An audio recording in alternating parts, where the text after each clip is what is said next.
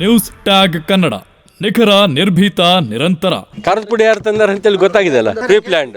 ಯಾವಾಗ ಬೆಳಿಗ್ಗೆ ಆ ಬ್ಯಾನರ್ ತೆಗಿ ಅಂತ ಹೇಳಿದ್ವೋ ಅವಾಗ್ಲಿದ್ದ ಪ್ಲಾನ್ ಮಾಡ್ಕೊಂಡೇ ಬಂದಿರೋದು ಅವ್ರು ಏನ್ ಕಲ್ಲುಗಳು ಹಾಕಿದಾರೋ ಅದನ್ನ ತಗೊಂಡು ನಮ್ಮವ್ರು ಹುಡುಗರು ಹಾಕಿದ್ದಾರೆ ಅಷ್ಟೇ. ನೋಡಿ, ಒಂದು ಅವರ ಫ್ಯಾಮಿಲಿ ಹಿಸ್ಟ್ರಿ ತಗೊಂಡ್ರೆ ಅವರು ಎಲ್ಲ ಒಬ್ರಿಗೊಬ್ರು ಜಗಳ ಇಟ್ಟು ಇದು ಮಾಡೋದೇ ಅವರು ಫ್ಯಾಮಿಲಿ ಹಿಸ್ಟ್ರಿ. ಅದು ಯಾಕೆ ಸುನೀಲ್ ರೆಡ್ಡಿ ಒಂದೇ ಸಾರಿ MLA ಆಗಿದ್ದಾನೆ ಅಂದ್ರೆ ಅದು ನಾವು ಅರ್ಥ ಮಾಡ್ಕೋಬೇಕು ಅಷ್ಟೇ. ಇವರು ಪ್ರವೋಕ್ ಮಾಡೋದು. ಈಗ ನಾವು ಒಂದು ಮಾತು ಹೇಳ್ತೀನಿ, ಶ್ರೀರಾಮುಲು ಅವರು SP ಸರ್ಕಲ್ನ ವಾಲ್ಮೀಕಿ ಸರ್ಕಲ್ ಅಂತ ಇಟ್ಟರು ಒಂದು. ಆಮೇಲೆ ವಾಲ್ಮೀಕಿ ಸ್ಟ್ಯಾಚ್ಯೂನ ಯಾರಿಗೂ ಡಿಸ್ಟರ್ಬ್ ಆಗ್ಲಾರ್ದಂಗೆ ಬಿಲ್ಡಿಂಗ್ ಪಕ್ಕದಲ್ಲೇ ಇಟ್ಕೊಂಡು ಯಾವಾಗಲೂ ನಾವು ಪೂಜೆ ಮಾಡ್ಕೊತ ಬರ್ತಾ ಇದ್ದೀವಿ. ವಾಲ್ಮೀಕಿ ಭವನ್ ಅಂತೇಳಿ 8 ಕೋಟಿ ಖರ್ಚಲ್ಲಿ ಅದು ಕಟ್ಟಿದ್ದಾರೆ. ಹೌದಾ? ನಾನು ಮೇಯರ್ ಇದ್ದಾಗ 4 ಕೋಟಿ, ನಾನು ಕಾರ್ಪೊರೇಷನಿಂದ, ಅವರು ಗೌರ್ಮೆಂಟಿಂದ 4 ಕೋಟಿ, ಈಗ ಮತ್ತೆ ಒಂದು 2 ಕೋಟಿ ಖರ್ಚು ಮಾಡಿ AC ಮಾಡಿ ಅದನ್ನು ಅಲ್ಲಿ ಒಂದು 20 ಅಡಿ ವಾಲ್ಮೀಕಿ ಸ್ಟ್ಯಾಚ್ಯೂ ನಾವು ಇಟ್ಟಿದ್ದೀವಿ. ನೀನು ಬೇಕಂತೇಳಿ ಇವನ್ನ ಇದು ಮಾಡಬೇಕು ಅಂತೇಳಿ ನೀನು ಇನ್ನೊಂದು ವಾಲ್ಮೀಕಿ ಸ್ಟ್ಯಾಚ್ಯೂ ತಂದು ಇಟ್ಟಿದೆಯಾ, ಇಡು, ಒಳ್ಳೆಯದು, ತೊಂದರೆ ಇಲ್ಲ, ನೀನು ಏನನ್ನ ಇಟ್ಕೋ. ಬಟ್ ನೀನು ಬ್ಯಾನರ್ಗಳು ನಮ್ಮ ಮನೆ ಕಾಂಪೌಂಡ್ ಒಳಗೆ ಬಂದು ನೀನು ಹಾಕ್ತೀಯ ಅಂತಂದರೆ ಅದು ತಪ್ಪು ಅವ್ನು ಮಾಡ್ತಾ ಇರೋದು. ಹಾಗಾಗಿ ಅದನ್ನು ನಾವು ಫೇಸ್ ಮಾಡಿ, ಅವ್ರ ಉದ್ದೇಶ ಇಷ್ಟೇ, ಮೂಲ ಉದ್ದೇಶ ಇಷ್ಟೇ, ಜಗಳ ತಕ್ಕೋಬೇಕಪ್ಪ ಅಷ್ಟು.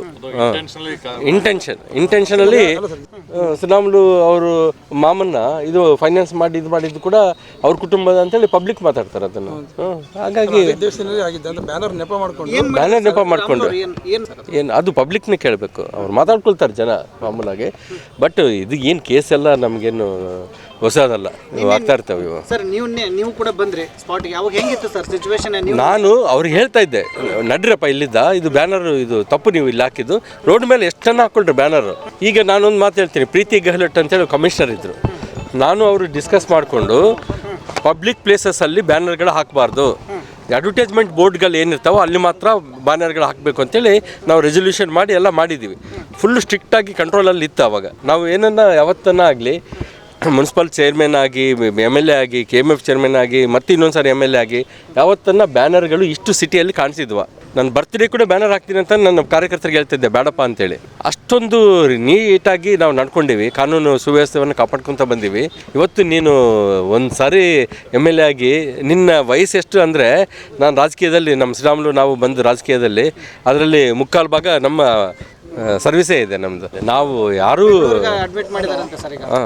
ಕಲ್ಲು ತೂರಾಟ ಅವರಿಂದ ಆಗಿದೆ. ಆ ಕಲ್ಲುಗಳು ಈ ಕಡೆ ಬಿದ್ದುವಲ್ಲ, ಇವನ್ನ ತೊಗೊಂಡು ನಮ್ಮ ಹುಡುಗರು ಕೂಡ ಸುಮ್ಮನೆ ಇರಲ್ಲ.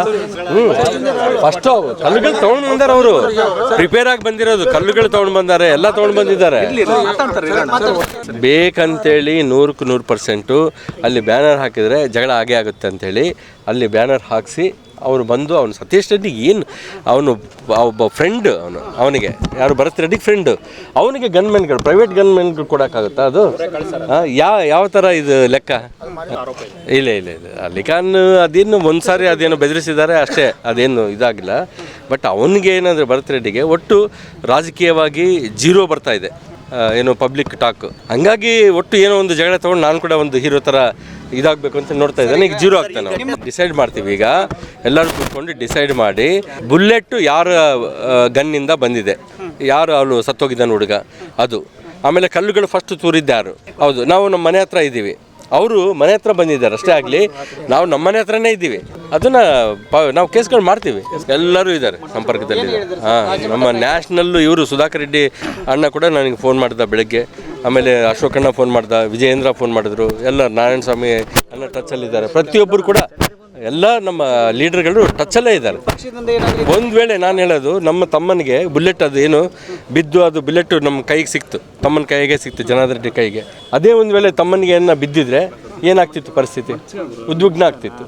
ಹಾಗಾಗಿ ಪ್ರತಿಯೊಬ್ಬರು ಕೂಡ ಕಾನೂನು ಸುವ್ಯವಸ್ಥೆಯನ್ನು ಕೈಗೆ ತಗೋಬಾರ್ದು, ಕಾನೂನು ರೀತಿಯಲ್ಲೇ ನಡ್ಕೋಬೇಕು, ಅದನ್ನು ನಾವು ಹೇಳೋದು ಅಷ್ಟೇ. ಇನ್ನಿತರ ಸುದ್ದಿಗಳಿಗಾಗಿ ಕೂಡಲೇ ಸಬ್ಸ್ಕ್ರೈಬ್ ಮಾಡಿ ನ್ಯೂಸ್ ಟ್ಯಾಗ್ ಕನ್ನಡ.